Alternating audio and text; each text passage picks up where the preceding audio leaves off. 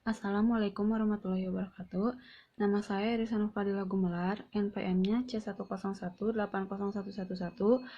kelas Akuntansi Keuangan lanjutan C.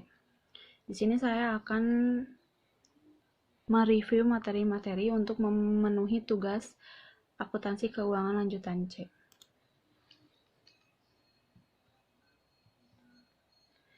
Yang pertama ada akuntansi.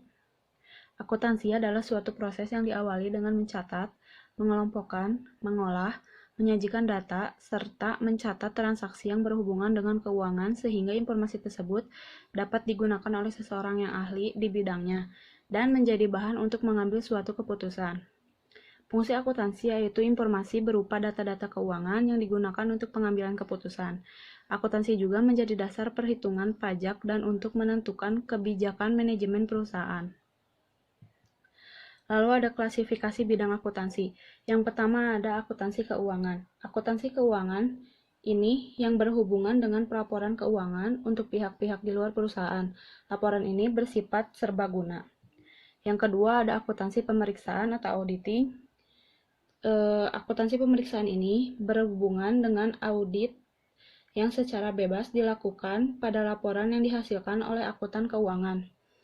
Konsep yang mendasari auditing adalah objektivitas dan independensi dari pemeriksaan serta kerahasiaan dan pengumpulan bukti-bukti yang terbilang cukup relevan. Yang ketiga, ada akuntansi biaya, yaitu bidang-bidang akuntansi yang mencatat dan menghitung serta menganalisis sebuah data biaya pada suatu perusahaan industri dalam usaha menentukan besarnya harga pokok produksi suatu barang atau produk. Yang keempat ada akuntansi manajemen, yaitu bidang akuntansi yang bertujuan untuk memberikan informasi kepada manajemen dalam menjalankan usahanya.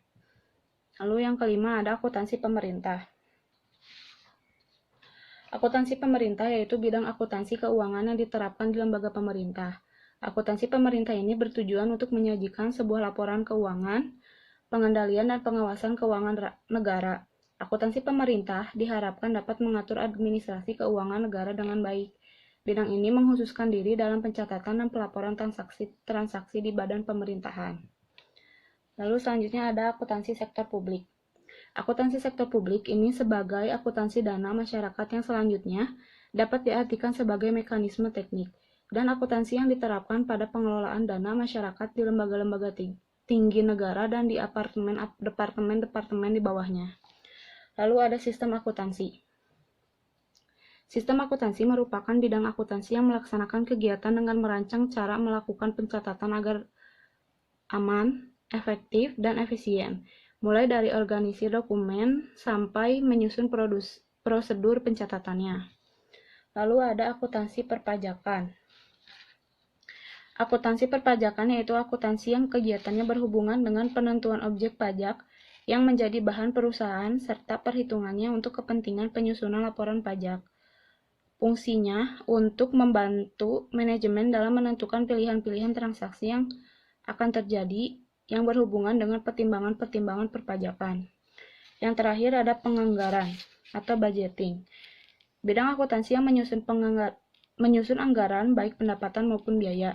Anggaran merupakan pedoman bagi perusahaan, perorangan, atau pemerintah dalam melakukan kegiatan finansialnya di masa yang akan datang.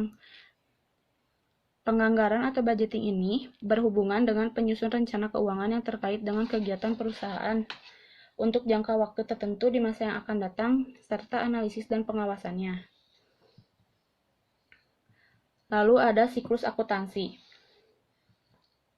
Yang pertama ada jurnal umum. Jurnal umum itu jurnal yang digunakan untuk tempat melakukan pencatatan bagi segala jenis bukti transaksi keuangan yang muncul akibat terjadinya berbagai transaksi keuangan perusahaan dalam suatu periode tertentu. Lalu ada jurnal penyesuaian. Jurnal penyesuaian yaitu jurnal yang dibuat dalam proses pencatatan perubahan saldo dalam akun sehingga saldo mencerminkan jumlah yang sebenarnya. Lalu ada jurnal penutup. Jurnal penutup yang dibuat pada akhir periode akuntansi untuk menutup akun-akun nominal sementara. Akibat dari jurnal penutup ini, jadi saldo saldo akun tersebut akan menjadi 0 pada awal periode akuntansi. Lalu ada jurnal pembalik. Jurnal yang berfungsi untuk membalikan jurnal penyesuaian demi tujuan untuk membentuk akun neraca. Akun-akun yang boleh memakai jurnal pembalik yaitu akun beban yang masih harus dibayar, beban yang khusus dibayar di muka, akun pendapatan yang masih akan diterima di perusahaan, pendapatan diterima di awal, dan beban pemakaian atas perlengkapan. Lalu ada buku besar pembantu. Buku besar pembantu yang digunakan untuk mencatat akun tertentu serta perubahan-perubahannya secara rinci. Dengan kata lain, buku besar pembantu sebagai perluasan buku besar umum. Jadi, catatan yang ada dalam buku besar pembantu merupakan rincian dari salah satu buku besar umum, yaitu rincian hutang dan piutang. Jenis buku besar pembantu juga tidak hanya satu, namun ada 2 jenis. Lalu ada buku besar umum. Jadi buku besar umum ini merupakan alat yang dipakai untuk melakukan pencatatan beragam perubahan di sebuah akun karena adanya transaksi keuangan. Aktivitas mencatat buku besar disebut juga dengan posting.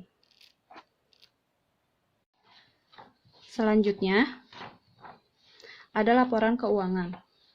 Jadi laporan keuangan itu adalah laporan yang berisi segala macam transaksi yang melibatkan uang, baik transaksi pembelian maupun penjualan dan kredit. Laporan ini dibuatnya dalam periode tertentu dan penentuannya ditentukan oleh kebijakan perusahaan, apakah dibuat setiap bulan atau setiap 1 tahun sekali. Lalu ada komponen-komponen laporan keuangan. Yang pertama ada neraca.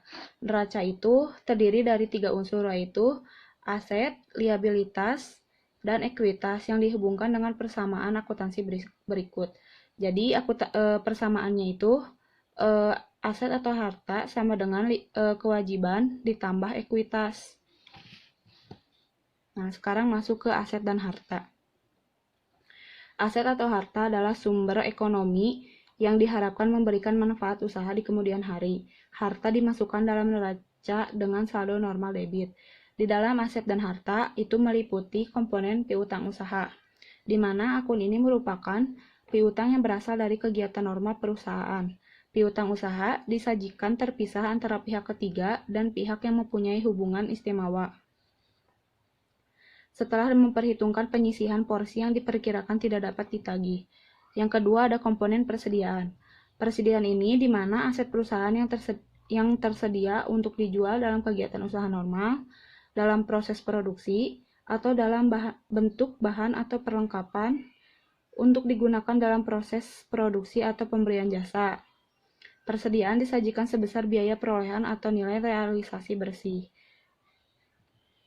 Lalu ada biaya dibayar di muka, di mana biaya yang telah dibayar namun pembebanannya baru akan dilakukan pada periode yang akan datang pada saat manfaat diterima. Misal, premi asuransi dibayar di muka dan sewa dibayar di muka. Biaya dibayar di muka disajikan sebesar nilai yang belum terrealisasi. Lalu ada aset tetap.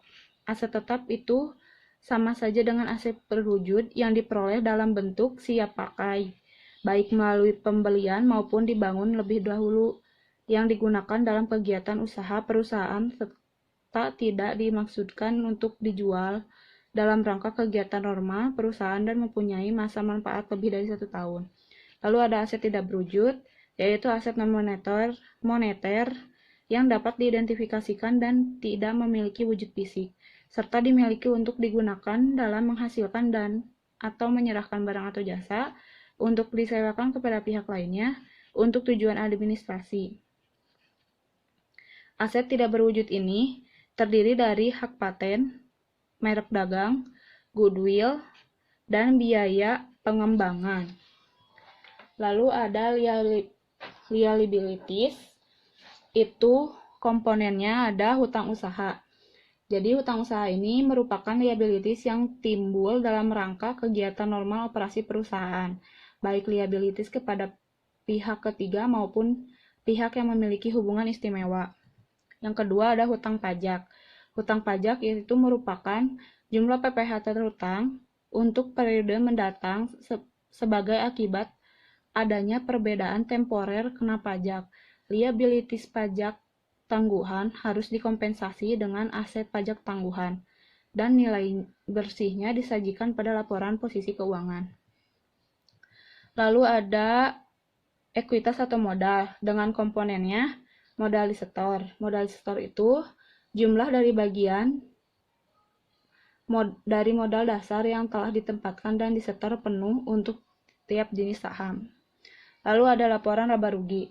Laporan laba rugi ini mempunyai juga komponen-komponennya. Yang pertama ada pendapatan usaha. Itu pendapatan yang berasal dari penjualan produk utama perusahaan. Pendapatan usaha disajikan bersih setelah dikurangi potongan penjualan, retro penjualan, dan lain-lain. Lalu ada beban pokok penjualan. Beban pokok penjualan ini nilai tercatat dari persediaan yang dijual. Lalu ada laba rugi kotor. Ini tuh selisih antara pendapatan usaha dengan beban pokok penjualan. Lalu ada beban usaha. Ini di mana beban kegiatan utama perusahaan yang dilaporkan dalam dua kategori, yaitu beban penjualan dan beban umum administrasi. Yang terakhir, ada laporan rugi atau usaha, yaitu di mana selisih antara pendapatan usaha dengan beban usaha.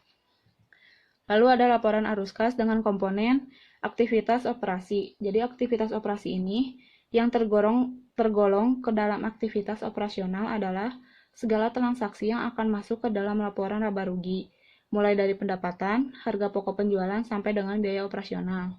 Yang kedua ada aktivitas investasi. Jadi, semua transaksi yang terkait dengan penjualan dan pembelian aktiva tetap, penerimaan kas dari piutang, pembelian cash advance, pengeluaran kas yang mengakibatkan piutang meningkat, termasuk juga hal ini adalah pemberian cash bond, deposit, dan uang muka biaya. Lalu ada aktivitas pendanaan. Aktivitas pendanaan itu yaitu transaksi yang terkait dengan modal dan kewajiban, yaitu pengeluaran kas untuk pelunasan utang. Lalu ada penerimaan kas dari hasil utang baru, penerimaan atas penjualan saham atau surat berharga lainnya. Lalu ke hubungan antara laporan keuangan. Hubungan antara laporan neraca, rugi, dan arus kas. Laporan keuangan merupakan pencatatan keuangan yang sangat penting bagi perusahaan. Secara keseluruhan, laporan keuangan akan menyajikan jenis informasi yang berbeda tentang kegiatan perusahaan dalam periode tertentu yang berbentuk angka dan data. Lalu ada pengguna laporan keuangan. Pengguna laporan keuangan menurut IAI, Ikatan Akuntansi Indonesia 2007 meliputi investor sekarang dan investor potensial, karyawan, pemberi pinjaman, pemasok dan kreditor usaha lainnya, pelanggan, pemerintah, serta lembaganya dan masyarakatnya. Mereka menggunakan laporan keuangan untuk memenuhi kebutuhan informasi yang berbeda. Lalu ada perbedaan laporan laporan keuangan di perusahaan jasa dan di perusahaan dagang. Perbedaan laporan keuangan di perusahaan jasa dan di perusahaan dagang yaitu, pertama ada di perbedaan persediaannya.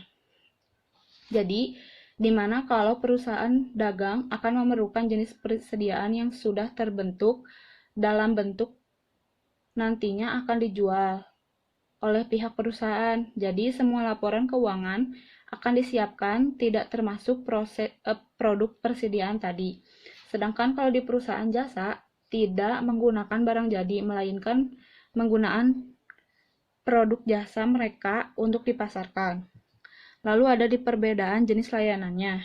Kalau perusahaan jasa hanya akan memberikan fasilitas jasa yang diperlukan oleh masyarakat setempat dan nantinya akan dikembangkan dengan baik. Sedangkan perusahaan dagang akan menyediakan stik barang yang diperlukan yang sebelumnya telah diolah perusahaan manufaktur. Lalu ada di perbedaan wujud barang. Kalau di perusahaan dagang memiliki barang-barang yang akan dipasarkan dengan memperoleh tujuan untung, dan barang-barang tersebut sudah jelas memiliki wujud atau nyata bentuknya. Sedangkan kalau di perusahaan jasa tidak memiliki wujud barang, hanya berupa layanan yang bisa dirasakan bukan dilihat oleh fisik. Lalu ada di perbedaan dari persediaan dan penjualan. Dimana kalau misalkan di perusahaan jasa tidak memiliki barang konkret, jadi persediaannya hanya berupa servis atau layanan jasa yang akan diberikan untuk mendapatkan keuntungan. Sedangkan kalau di perusahaan dagang akan menyediakan persediaan dan penjualan yang mereka miliki. Lalu ada cara menghitung harga pokok penjualan dalam perusahaan dagang. Jadi, harga pokok penjualan itu merupakan total keseluruhan biaya yang dikeluarkan secara langsung oleh perusahaan untuk mendapatkan barang atau jasa yang dijual.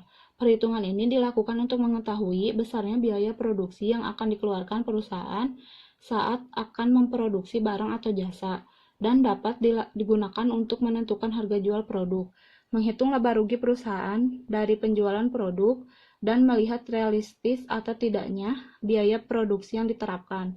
Umumnya, biaya harga pokok penjualan terdiri atas biaya bahan baku, biaya tenaga kerja, dan biaya overhead. Cara menghitung harga pokok penjualan dalam perusahaan dagang. Yang pertama, untuk menghitung penjualan bersih. Itu dengan cara penjualan barang dikurang dengan retur penjualan ditambah potongan penjualan. Yang kedua, ada menghitung pembelian bersih. Caranya, pembelian barang dagang ditambah biaya angkut pembelian barang, dikurang dengan retur pembelian ditambah potongan pembelian. Lalu ada menghitung persediaan barang dagang dengan cara persediaan awal barang dagang ditambah pembelian bersih. Yang terakhir, menghitung harga pokok penjualan atau HPP dengan cara persediaan barang atau persediaan akhir barang dikurang persediaan akhir barang dagang. Jadi contohnya, di sini ada PT Merah Mandiri per 31 Desember 2019. Mempunyai persediaan barang dagang awal itu 15 juta, dan untuk pembeliannya itu 75 juta, beban angkut pembeliannya itu 1 juta. Jadi, untuk total pembeliannya itu, pembelian ditambah dengan beban angkut pembelian, jadi 75 juta ditambah 1 juta, hasilnya 76 juta. Lalu ada retur pembelian dan potongan pembelian. Untuk retur pembeliannya ada 1.500.000, potongan pembeliannya 2.500.000. Total potongan pembeliannya, retur pembelian ditambah dengan potongan pembelian. Jadi 4 juta. Dari 1.500.000 ditambah 2.500.000. Ada total pembelian bersih. Itu 72 dari total pembelian dikurang dengan total potongan pembelian. 76 juta dikurang 4 juta, hasilnya itu 72 juta untuk total pembelian bersih.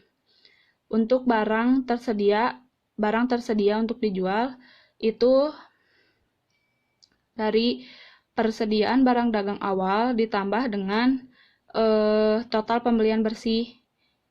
Jadi 15 juta ditambah dengan total pembelian bersih 72 juta. Jadi barang tersedia untuk dijualnya ada 87 juta. Terus persediaan barang dagangan akhir itu min 12.500.000. Jadi harga pokok penjualannya itu barang tersedia untuk dijual dikurangi dengan persediaan barang dagangan akhir. Jadi 80 juta dikurang dengan 12.500.000, hasilnya 74.500.000. Lalu ada standar akuntansi. Standar akuntansi adalah suatu metode dan format baku dalam penyajian informasi, laporan keuangan suatu kegiatan usaha. Standar akuntansi dibuat, disusun, dan disahkan oleh lembaga resmi. Di dalam standar ini dijelaskan transaksi apa saja yang harus dicatat, bagaimana cara mencatatnya, dan bagaimana penyajiannya.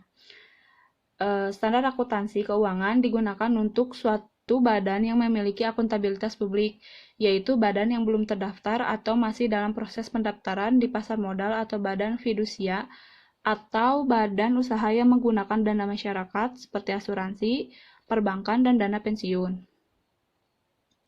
Pada tahun 2012, Ikatan Akuntansi Indonesia atau IAI mengadopsi standar akuntansi dari International Financial Report Standard atau IFRS untuk standar akuntansi keuangan yang berlaku di seluruh perusahaan yang terdaftar yang ada di Indonesia.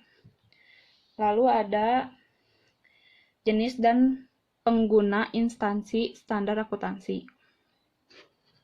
Lalu selanjutnya ada jenis-jenis dan pengguna atau instansi standar akuntansi.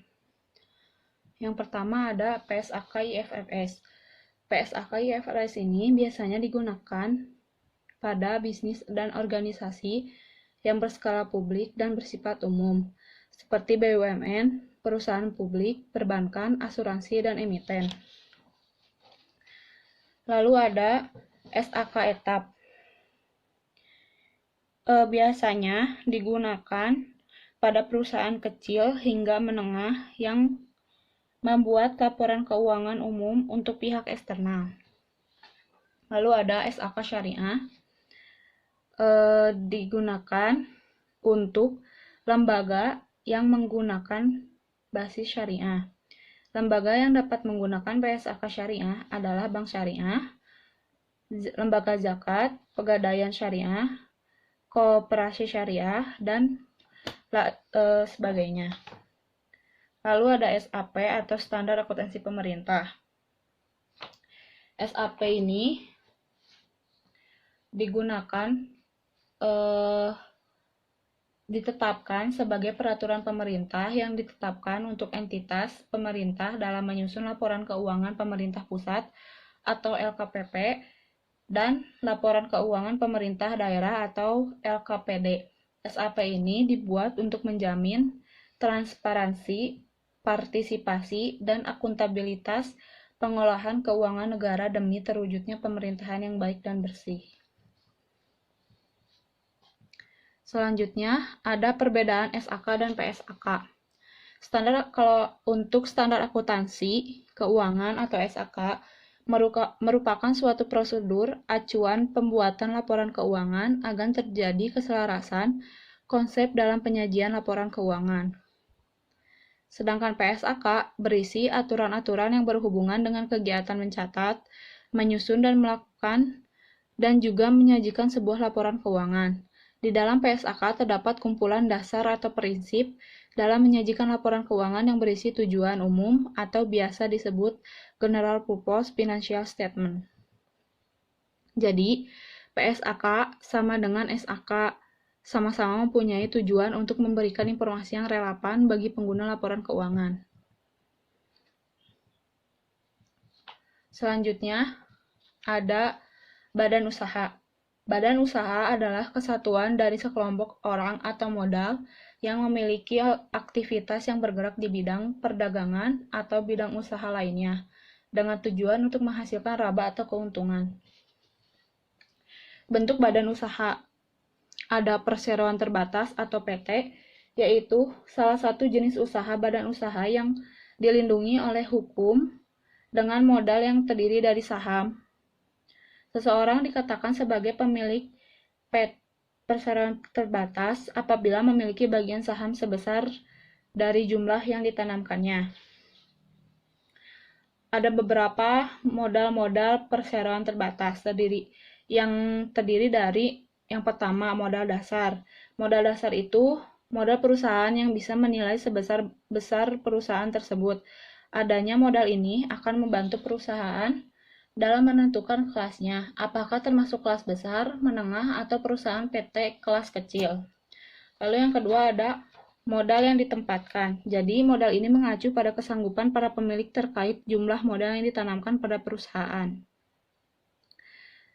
Jadi jumlah minimal modal yang ditetapkan adalah sebesar 25% dari modal dasar perusahaan. Yang ketiga ada modal yang disetorkan.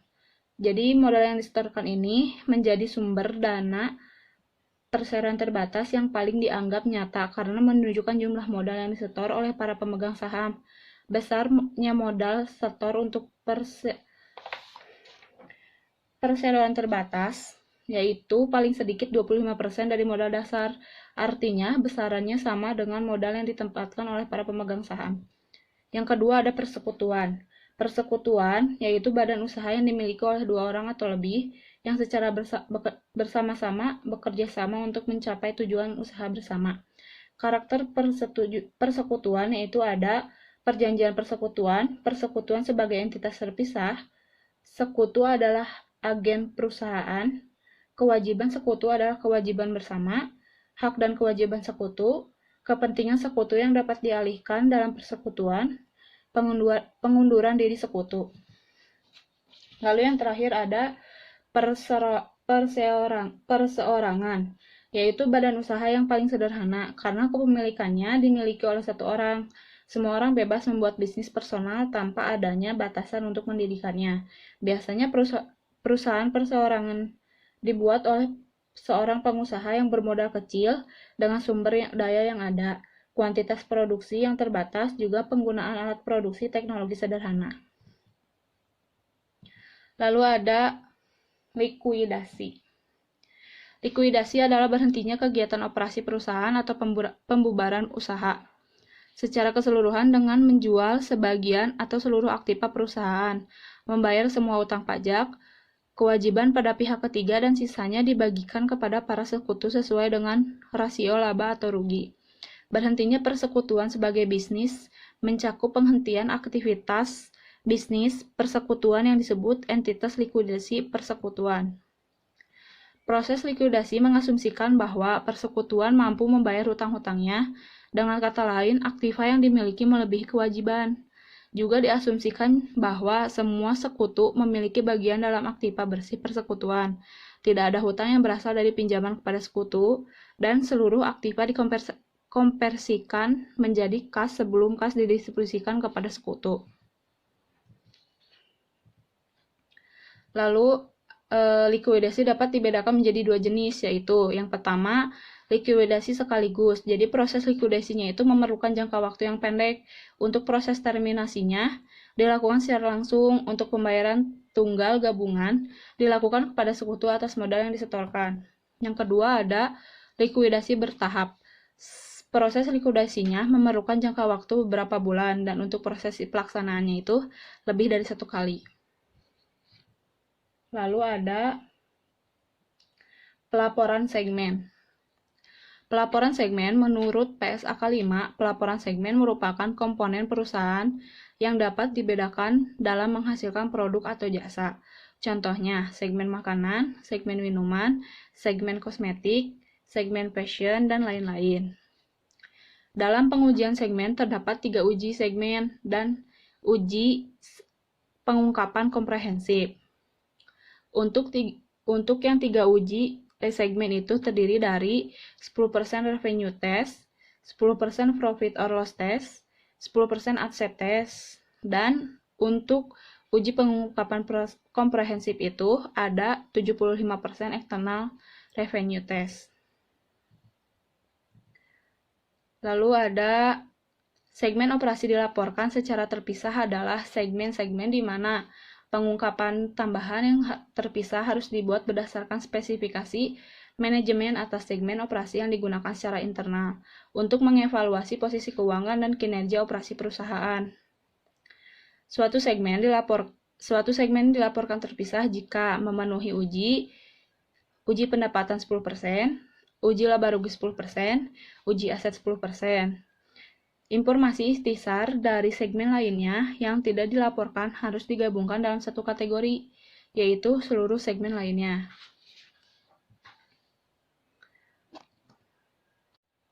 Langsung saja ke contohnya. Di sini ada PT Indo Tambang Raya Megah Tbk, dan di sini pun ada laporan keuangannya, di mana segmen-segmen dari PT Indo Tambang Raya Megah ini ada MM, ada TCM, ada KTD, ada JBG, ada Barinto.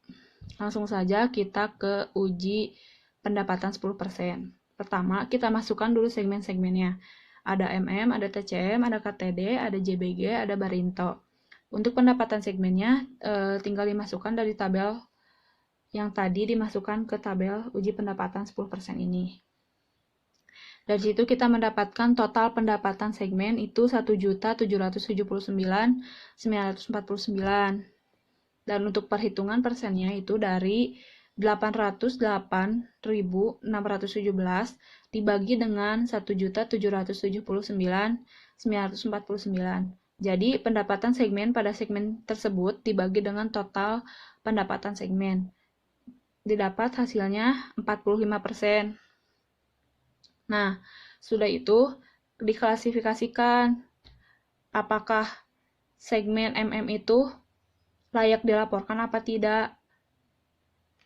Caranya dengan cara kalau lebih dari 10% itu layak dilaporkan, dan kalau misalkan tidak lebih dari 10% itu tidak layak dilaporkan. Jadi untuk yang MM ini 45% jadi layak dilaporkan. Dan perhitungan selanjutnya sama seperti yang segmen sebelumnya. Lalu diuji laba rugi 10%. Pertama, kita klasifikasikan mana yang mendapatkan laba, mana yang mendapatkan rugi. Setelah yang mendapatkan laba dan rugi itu diklasifikasikan, yang mendapatkan laba itu dijumlahkan, lalu yang mendapatkan rugi itu dijumlahkan juga. Dan hasil dari penjumlahan laba itu ada 198.643. Sedangkan di yang ruginya ada 2.058.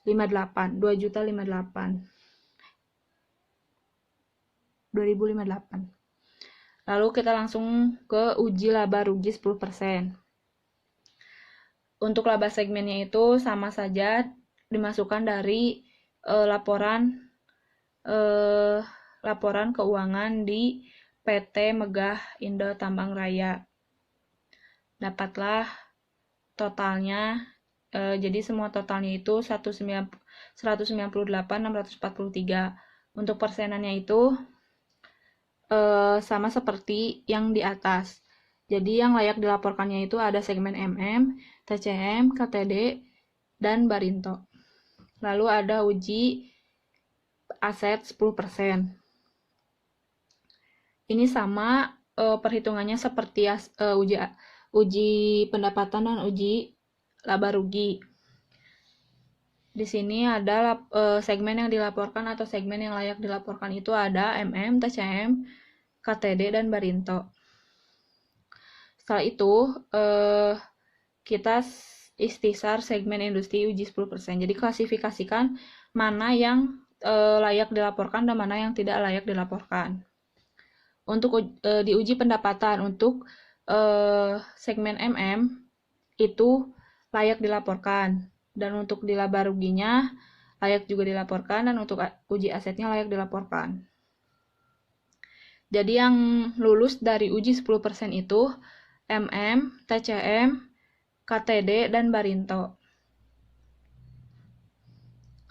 Setelah itu uji 75% external revenue test. Setelah kita mengklasifikasikan ikhtisar yang lolos dari uji 10% itu masuk ke uji 75%. Tadi yang masuk yang lolos dari 10% itu kan ada MM, TCM, KTD, dan Barinto. Itu dimasukkan nominalnya itu dari pendapatan. Lalu ditotalkan dari segmen MM sampai Barinto. Itu dapat 1.565.923. Lalu pendapatan konsolidasinya dari mana? Pendapatan konsolidasi ini dari pendapatan eksternal. Nanti bisa dilihat di tabel laporan keuangan. Ada 1.715.592.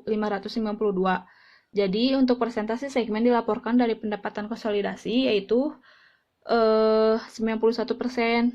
Dari mana 91%? Dari total segmen dilaporkan dibagi dengan pendapatan konsolidasi. Jadi 1.565.923 dibagi dengan 1.715.592, hasilnya 91%. Lalu setelah lolos dari uji 75%, lalu ke pengungkapan. Di pengungkapan ada 4 pengungkapan yang harus dijabarkan. Yang pertama ada informasi tujuan laporan segmen, yang kedua ada laporan segmen yang meliputi informasi segmen. Yang ketiga ada informasi laba rugi, aset, liabilitas, dan dasar pengukuran. Yang terakhir ada level entitas yang terdiri dari produk atau jasa, area geografis, pelanggan utama. Lalu ada periode pelaporan keuangan.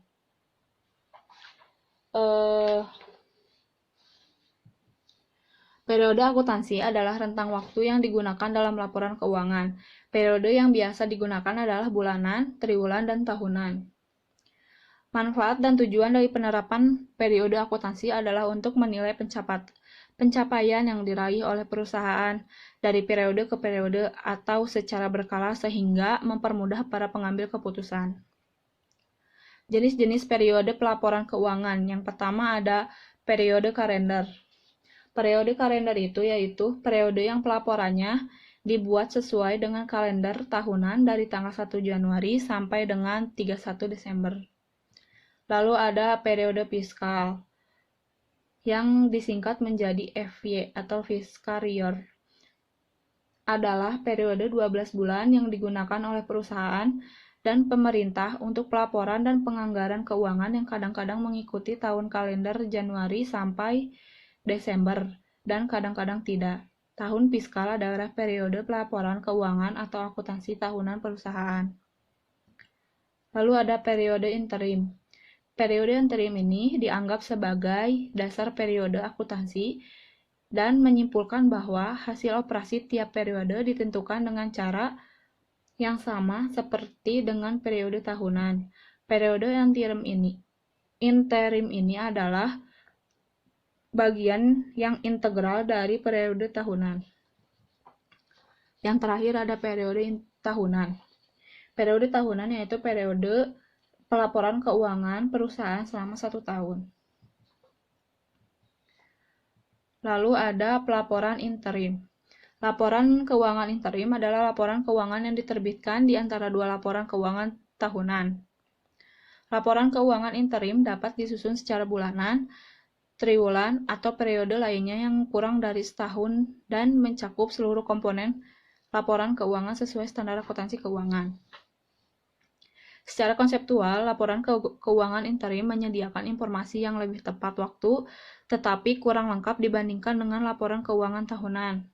Laporan keuangan interim harus dipandang sebagai bagian yang integral dari periode tahunan dan dapat disusun secara bulanan, triwulan, atau periode lain yang kurang dari 1 tahun dan mencakupi seluruh komponen laporan keuangan yang sesuai standar akuntansi. Sekian dan terima kasih. Mohon maaf bila ada salah-salah kata ataupun salah-salah penulisan. Terima kasih. Wassalamualaikum warahmatullahi wabarakatuh.